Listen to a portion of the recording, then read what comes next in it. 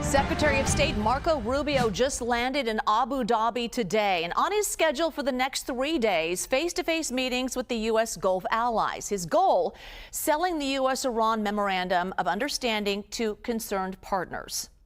Are Gulf allies on board with Iran peace framework? Well, I think all of our allies are on board with peace. Obviously, it all depends on the details of that peace as we work through, but it's a work in progress.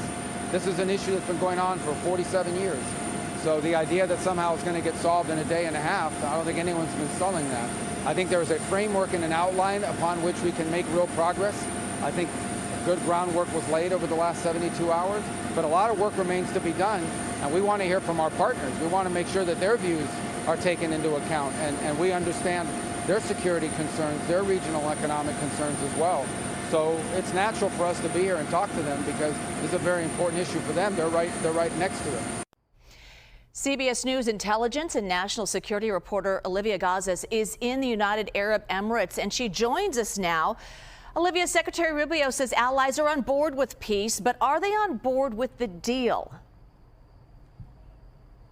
That's really the key question that he's traveling here to address with at least 3 key Gulf partners in these initial conversations. You heard him in those remarks saying that this visit is less about talking than it is about listening to these Gulf allies and hearing their takes on the framework and incorporating their viewpoints into U.S. decisions as they are made going forward. And that's going to matter pretty crucially for the level of conventional capabilities that Iran manages to retain and possibly boost as it receives these economic benefits from sanctions waivers and other unfrozen funds, as well as, rather crucially, what freedom of navigation is going to look like in the Strait of Hormuz.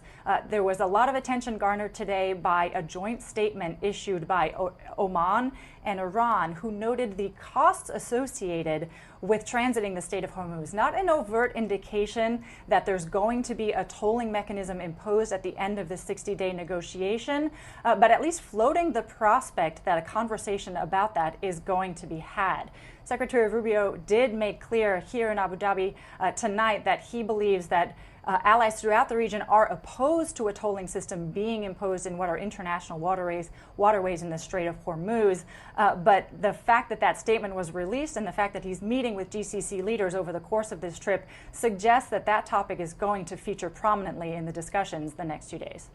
And while those discussions happen abroad, there are talks happening here at home. So what do we know about Israel and Lebanon negotiations taking place?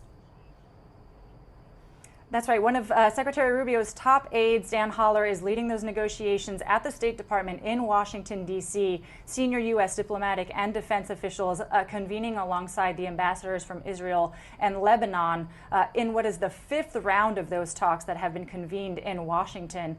Here's what Secretary Rubio said tonight about the linkage between those talks and the broader discussions with Iran. Take a listen. Lebanese and Israeli officials are meeting in Washington as we speak. Yeah. Is it your position that that process should be separate from Iran peace deal? Well, that process is separate. It's separate because Lebanon is a sovereign country. It has a government. And when it comes to Lebanon and what's happening inside of Lebanon, we're going to negotiate and deal directly with the Lebanese government. I spoke to President Ayoun along with the Vice President a few moments ago, spoke to him on Friday. Their people are there now on the ground directly. So the reason why that issue is over, now there's an Iranian issue with regards to Lebanon, and that is their support and sponsorship of Hezbollah. And so that factor will be discussed as part of our conversations with the Iranians. But as far as the future of Lebanon belongs to the Lebanese people through their sovereign elected government. And that's who we're going to be working with. So clearly trying to preserve some distance between those separate tracks, as he put it, between the State Department and Pentagon talks being led in Washington, D.C. versus the Iran discussions. But the fact of the matter is the U.S. has now established a new deconfliction mechanism involving CENTCOM that is going to be able to monitor the possible resumption of hostilities involving Hezbollah in Lebanon and potentially directly engage with the Iranian government, which the Israeli government is criticizing as ceding too much power to the hands of Hezbollah, whereas the course of the talks had been to, yes, empower the Lebanese government, preserve its sovereignty, and really prioritize the Lebanese government having a seat at the table in these discussions. So you see them sort of entering a level of complexity and snarling as the separate track of discussions with Iran deepen and continue. All right, Olivia Gazis. Olivia, thank you. So Iran's chief negotiator for talks with the U.S. said the Strait of Hormuz will never return to pre-war conditions. Both sides say the strait is open now while the negotiations continue. But what happens after the 60-day negotiation period ends remains in question if issues are not resolved. So President Trump said the U.S. has total control of the strait and that oil flowed through at a record rate yesterday. Take a look. Right now, as you probably heard yesterday, we had 19 barrels of oil, 19 million barrels of oil come off, and that's the biggest in the history of the strait, the Hormuz Strait. Our stock market is through the roof and oil prices are tumbling. Okay, so here is a look at the naval traffic through the Strait of Hormuz. This is today from marinetraffic.com. So the green represents cargo ships, the red represents tankers. So what is happening in the Strait of Hormuz, and could we see a drop in gas prices to pre-war levels? Let's bring in Ian Ralby. He is a fellow at the Center for Maritime Strategy and the president of Auxilium Worldwide. Thanks for joining us. So you've heard what the president said about the strait and its oil supplies. Does that align with what you are seeing? Well, I think if you start history on the 1st of March of this year, it's probably accurate. Unfortunately, if we look back before the U.S. and Israel started attacking Iran on the 28th of February, it paints a very different picture because we saw on average about 130 to 160 vessels going through every day, accounting for about 20 million barrels per day. So we're seeing a lot of enthusiasm, and there should be, around the fact that we've heard an uptick in vessel activity over the last few days with about 119 ships coming out. The problem is that over the same period last year, we saw 700 ships come out. And we are only focusing really on the ships that are leaving the Gulf. We're working right now on an exodus, not necessarily a resumption of two-way traffic and a return to normalcy. So we have a far cry to go before we can get terribly enthusiastic about a resumption of oil flow and other supplies that come in and out of the Gulf. Yeah, I mean, the Strait of Hormuz is a big part of the negotiations. So is it even likely or possible that the strait can return to pre-war operations, or is that even too soon to tell?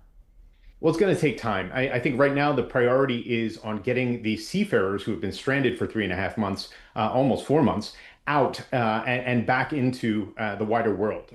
Those ships are also carrying millions of barrels of oil, and we need that supply to start to alleviate some of the pressure that the energy sector has been experiencing over these last several months. But to get to normal trading, as we saw before the war, will take probably 5 years. And the reason for that is that not only do we have all kinds of different impediments, including these negotiations, including the Iranian attempt to impose a bureaucratic mechanism to permit vessels going in and out, the possibility of a joint mechanism between Iran and Oman, the possibility of tolling by the United States as announced by the president, and the concerns around security because of both mines and potential ongoing asymmetric attacks.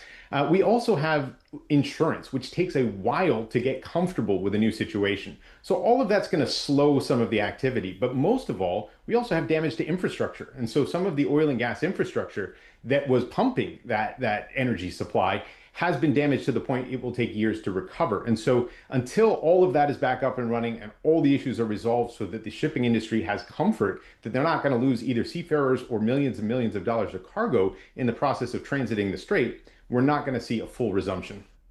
So we've been reporting that crude oil prices dropped to around $73 a barrel. That's coming closer to pre-war pricing. So is there enough oil flowing through to actually drive down gas prices? So oil flow is a physical measure.